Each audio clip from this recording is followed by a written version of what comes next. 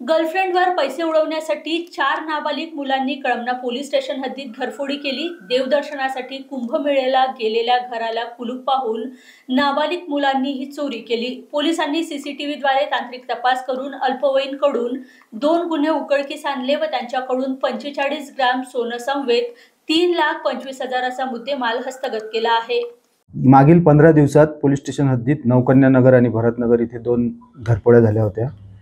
त्यातील फिर्यादी हे कुंभमेळ्याला गेलेले होते देवदर्शनासाठी।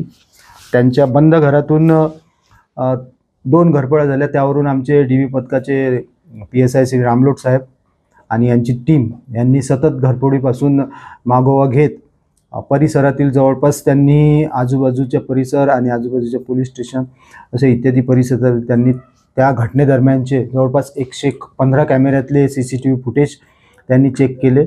त्यावरून त्यांनी CCTV फुटेज वारंवार पाहिल्यानंतर काही लहान मुलांवर त्यांनी संशय व्यक्त केला आणि त्या लहान मुलांचा शोधकामी त्यांनी आजूबाजूचे पोलीस स्टेशन्स, आमच्या हद्दीतले पोलीस स्टेशन अशी यातील विधी संघर्षित जेवढेही बालक रेकॉर्डवर आहेत त्यांना तपासले आणि त्या तपासादरम्यान त्यांनी 4 संशयित विधी संघर्षित बालकांना ताब्यात घेतलं आणि त्यांच्याकडून जवळपास आम्ही 45 ग्राम सोनं, ज्यात मंगळसूत्र, नेकलेस, कानातील टॉप्स, 50 तोळे जवळपास चांदीचे दागिने आहेत, मोबाईल आहेत, असा आम्ही 3,25,000चा माल रिकवर करून 2 गुन्हे घरफोडीचे उघडकीस आणलेले आहेत।